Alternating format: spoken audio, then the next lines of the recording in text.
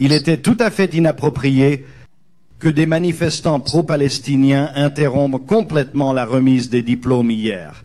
Et cette pancarte qui est tenue dit « Tous les empires tomberont ». Cette personne, cet étudiant qui tient cette pancarte n'a aucune idée de la pertinence de cette pancarte, car c'est ce que dit la Bible. Tous les empires qui s'opposent à Israël tomberont. C'est ce que dit la Bible. C'est pourquoi je tiens à déclarer publiquement ce matin que cette Église et ce pasteur sont toujours aux côtés du peuple d'Israël et s'opposent à ceux qui veulent le voir détruit. Vous pouvez avoir une opinion différente. Vous pouvez avoir une opinion différente, mais c'est la position déclarée de notre Église et de ce pasteur.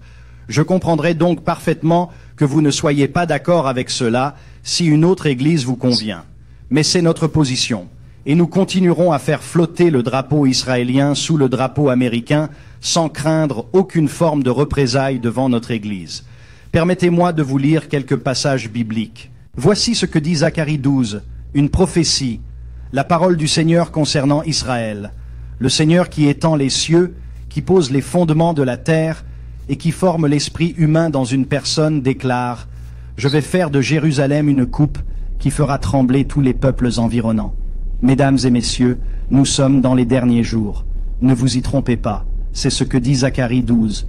Je vais faire de Jérusalem une coupe qui fera chanceler tous les peuples d'alentour. Juda sera assiégé ainsi que Jérusalem.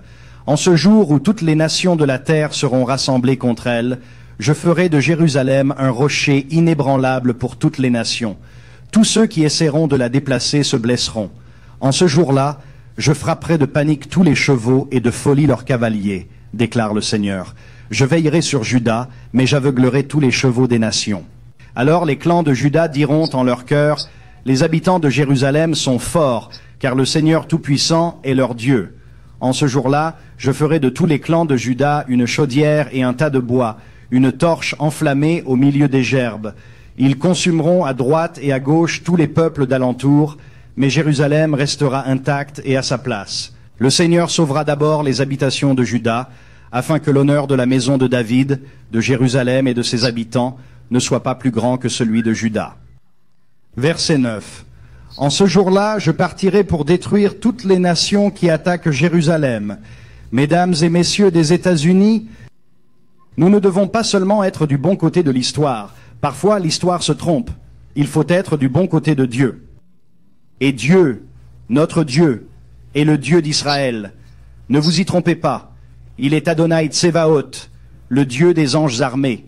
Dans Apocalypse 2, il est dit qu'à celui qui sera victorieux et fera ma volonté jusqu'au bout, je donnerai autorité sur les nations. Et celui-là, le vainqueur, c'est le Messie. Celui-là les dominera avec un sceptre de fer et les brisera comme des poteries. États-Unis, ne vous opposez pas au peuple de Dieu ou nous serons détruits. C'est ce que dit la Bible. Je n'aime pas vous apporter ce genre de message, mais c'est ce que dit la Bible. Et les gens qui sont trompés par notre ennemi et qui pensent qu'il y a une sorte de génocide en cours à Gaza, la puissance aérienne d'Israël pourrait décimer ce morceau de terre. Israël s'est retiré de cette région en 2005. Ils avaient un gouvernement élu du Hamas, un mot qui, en hébreu, signifie violence. Ne vous y trompez pas, mesdames et messieurs. Oui, nous voulons un cessez-le-feu, mais un cessez-le-feu a été mis en place le 6 octobre. Et le 7 octobre, le Hamas est entré en scène. Je n'ai pas entendu un seul de ces manifestants dire « libérez les otages ». Et certains d'entre eux sont américains. Que Dieu nous vienne en aide. Que Dieu nous vienne en aide. Est-ce que je veux que des Palestiniens meurent? Bien sûr que non. Mais libérez les otages. Laissez la guerre se terminer en faisant ce qui est juste. Je suis malade et fatigué des gens qui sont absolument trompés et à qui Satan lui-même ment en leur faisant croire qu'ils font quelque chose de bien en appelant à la mort des Juifs. Que Dieu nous vienne en aide. Permettez-moi de vous lire le psaume 2, mesdames et messieurs, et nous passerons ensuite à quelque chose de plus joyeux. Psaume 2. Pourquoi les nations conspirent-elles et les peuples complotent-ils en vain? Les rois de la terre se lèvent et les chefs se liguent contre le Seigneur et contre son oint en disant « Brisons leurs chaînes, jetons leurs fers. Celui qui trône dans les cieux rit. Le Seigneur se moque d'eux. » Il les réprimande dans sa colère et les effraie dans sa fureur en disant « J'ai établi mon roi sur Sion, ma montagne sainte. Je vais proclamer le décret du Seigneur. Il m'a dit « Tu es mon fils. Aujourd'hui, je suis ton père. Demande-moi et je ferai des nations ton héritage et des extrémités de la terre ta possession. Et de peur que vous ne vous trompiez. » Le psaume 2 est une prophétie sur le Messie. Voici ce qu'il dit. Il a été cité dans l'Apocalypse 2. « Je ferai des nations ton héritage et des extrémités de la terre ta possession. » Pour en faire quoi? Pour en faire quoi? Tu les briseras avec une verge de fer. Tu les briseras comme de la poterie. Ne laissez pas les États-Unis être détruits par Dieu parce que nous sommes du mauvais côté. Ne laissez pas cela se produire. Servez le Seigneur avec crainte et célébrez son règne avec tremblement. Embrassez le Fils de peur qu'il ne se mette en colère et que votre chemin ne mène à la destruction. Car sa colère peut s'enflammer en un instant. Heureux ceux qui se réfugient en lui. Vous ne voulez pas être du côté de ceux qui ne peuvent pas se réfugier auprès du Fils de Dieu. Vous ne voulez pas être du mauvais côté, car c'est soit vous vous réfugiez en lui, soit il vous détruit comme une barre de fer qui brise la poterie. Mes amis, ce n'est pas une plaisanterie, ce n'est pas un jeu. Les gens aiment avoir une cause, et c'est pourquoi nous jouons la résistance. Écoutez, si vous voulez défendre une cause, défendons-la. Si vous voulez un cessez-le-feu, demandez la libération des otages.